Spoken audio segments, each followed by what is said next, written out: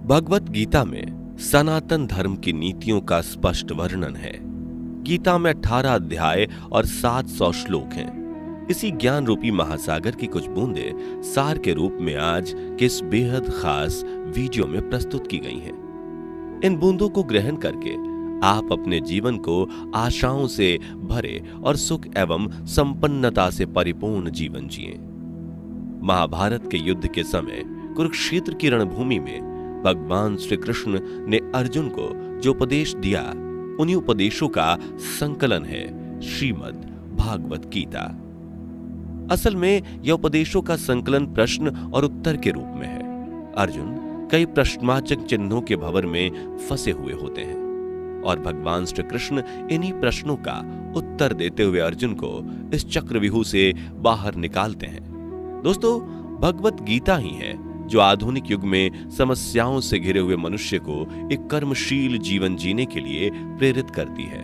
श्रीमद् भागवत गीता ऐसे प्रेरणादायक संदेशों का महासागर है जो जीवन से निराश मनुष्य को आशाओं से भर देती है। ठीक उसी प्रकार जिस प्रकार भगवान श्री कृष्ण ने अर्जुन की निराशाओं को दूर किया और उसे युद्ध लड़ने के लिए प्रेरित किया, आज की इस भागती दौड़ती जिंदगी में मानव को, उसके मन को, उसकी आत्मा को अगर कोई शांत और स्थिर और प्रसन्न चित्त रख सकता है तो वह है श्रीमद् भागवत गीता। तो आज के इस वीडियो में मैं आपको देने वाला हूं श्रीमद् भागवत गीता के 5 खास उपदेश, जिनका पालन करके आप अपने अमूल्य जीवन को खुशियों से भर सकते हैं। तो बने रहिए वीडियो में अंत तक। तो शुरू करते हैं सबसे पहली सीख के साथ। पहला, कर्म करो, फल की इच्छा मत करो। वैसे तो भगवान गीता का हर एक अध्याय ज्ञान से भरा है, लेकिन गीता का तीसरा अध्याय, जिसे कर्म योग भी कहा जाता है, यह गीता का सबसे अनमोल अध्याय है। इसमें भगवान श्री कृष्ण बताते हैं कि मनुष्य कर्मों के बंधन से बंधा हुआ है। हम एक क्षण भी बिना कर्म किए नहीं रह सकते। जब हम सोते हैं तब भी हमारा मन काम करता है। मनुष्य कभी कर्म किए बिना नहीं रह सकता, लेकिन अगर जीवन में तरक्की करनी है तो मनुष्य को निष्काम भावना के साथ अपना कर्म करते जाना चाहिए। फल की कोई भी इच्छा नहीं रखनी चाहिए। देखिए, ज्यादातर लोग जब कोई काम करते हैं तो हमेशा इस भावना के साथ करते हैं कि इस कार्य को करने से मुझे भविष्य में कुछ सुख मिलेगा। लेकिन श्री कृष्ण कहते हैं कि फल की इच्छा रखने में इंसान में कामुकता बढ़ती है और वो इंद्रियों के अधीन हो जाता है। इसलिए हमें कर्म योग के सिद्धांत का अनुसरण करना चाहिए। कर्म योग यानी बिना फल की इच्छा किए कर्म करना। इसके साथ साथ बिना फल की इच्छा के कर्म करने का एक फायदा यह भी होता है कि आप काम पर ज्यादा ध्यान दे पाते हैं, और अगर काम पर पूरा ध्यान दोगे तो फल तो वैसे भी मिलेगा। लेकिन अगर फल के बारे में ही सोचते रहोगे तो काम ठीक से नहीं कर पाओगे, और अगर सही कर्म नहीं करोगे तो सही फल कैसे मिलेगा। इसलिए कर्म करते जाओ, फल की इच्छा को त्याग दो। दूसरा, काम, क्रोध और लोभ नर्क के 3 द्वार हैं। गीता के 16वें अध्याय के 21वें श्लोक में श्री कृष्ण बताते हैं कि जब मनुष्य अपने कर्मों के फल की इच्छा रखता है तो उसके मन में काम की उत्पत्ति होती है। यह काम ही मनुष्य का सबसे बड़ा दुश्मन है, क्योंकि यह आग की तरह जलता रहता है। मनुष्य चाहे अपनी कामनाओं की पूर्ति का कितना ही प्रयास क्यों न कर ले, परंतु वो कभी काम को संतुष्ट नहीं कर सकता। और जब कामनाओं की पूर्ति नहीं होती तो क्रोध पैदा होता है, और क्रोध के आवेग में आकर मनुष्य कई गलतियां करता है जो उसे और नीचे ढकेल देती हैं। काम की उत्पत्ति का एक कारण लोभ भी है, क्योंकि मनुष्य अगर उतने से संतोष कर ले जितना उसके पास है, अगर वो अपनी इच्छाओं को कम कर दे तो अपने शत्रु काम पर विजय पा सकता है। इसलिए मित्रों, सबसे पहले तो जीवन में संतोष रखना सीखिए। अगर आपका काम 10,000 के फोन से चल सकता है, लेकिन फिर भी आप 1 लाख का फोन लेने की सोचते हो, तो यही चीज आपके मन में काम की उत्पत्ति का कारण बनेगी। इसलिए सांसारिक सुखों की इच्छा को त्याग दो, क्योंकि उनसे मिलने वाला सुख बहुत ही क्षणिक होता है, जो कभी व्यक्ति को तृप्त नहीं कर पाता। श्री कृष्ण ने गीता में कई बार काम के विषय में अर्जुन को बताया है। तीसरे अध्याय के 40वें श्लोक में श्री कृष्ण बताते हैं कि इंद्रियां और मन ही काम का जन्मस्थल है।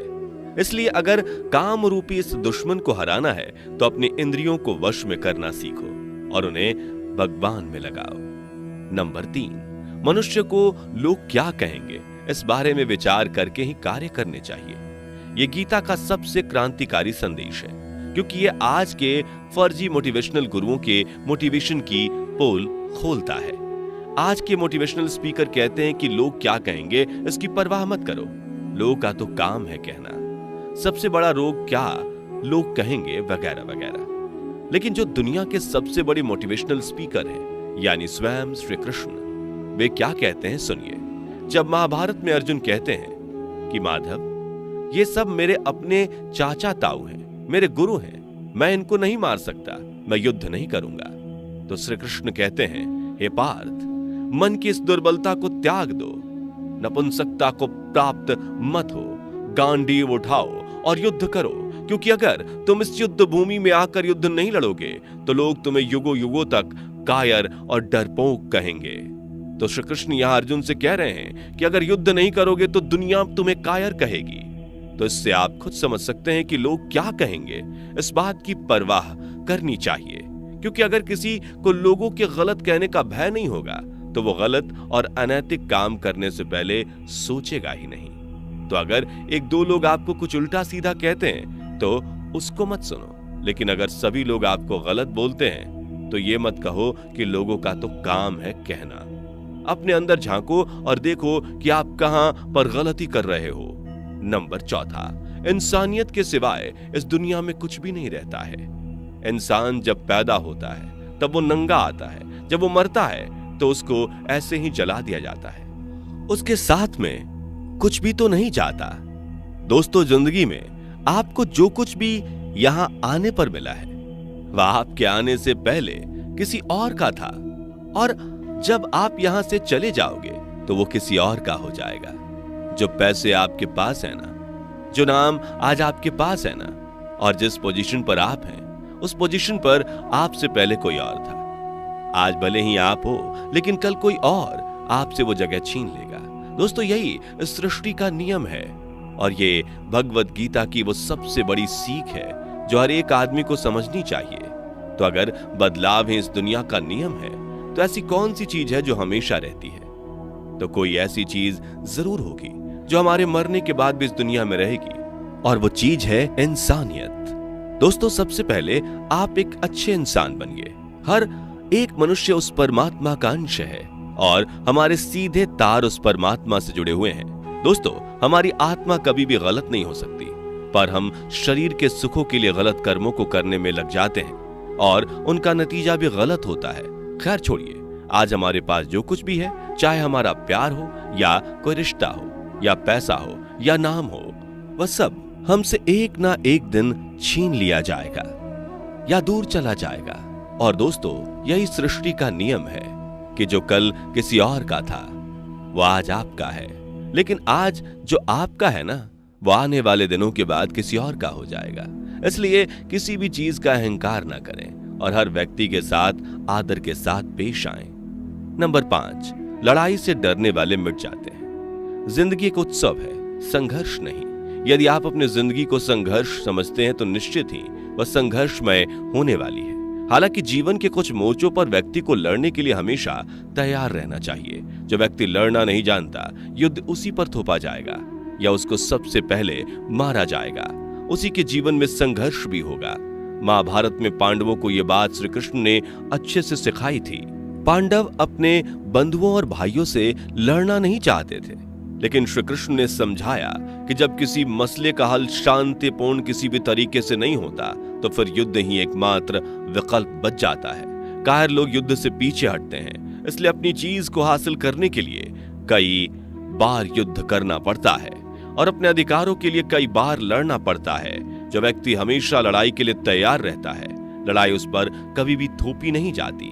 तो दोस्तों, इसी के साथ आज का हमारा ये वीडियो यहीं पर समाप्त होता है। अगर आपने यहां तक वीडियो को देखा है तो आप जरूर चाहते हैं कि आप अपने जीवन में बदलाव कर सकें, और मुझे पूरी उम्मीद है कि इस वीडियो में बताए गए ये 5 उपदेश आपके जीवन को पूरी तरह से बदल सकते हैं। तो उम्मीद है कि आपको मेरी इस वीडियो में बहुत कुछ सीखने को मिला होगा। अगर आपको ये वीडियो पसंद आई हो तो इस वीडियो को लाइक करें, शेयर करें, और अगर चैनल पर नए हैं तो चैनल को सब्सक्राइब करें। मैं आपसे मिलूंगा ऐसे एक और जीवन बदल देने वाले वीडियो के साथ। तब तक के लिए आप अपना और अपनों का ख्याल रखें। जय श्री कृष्ण।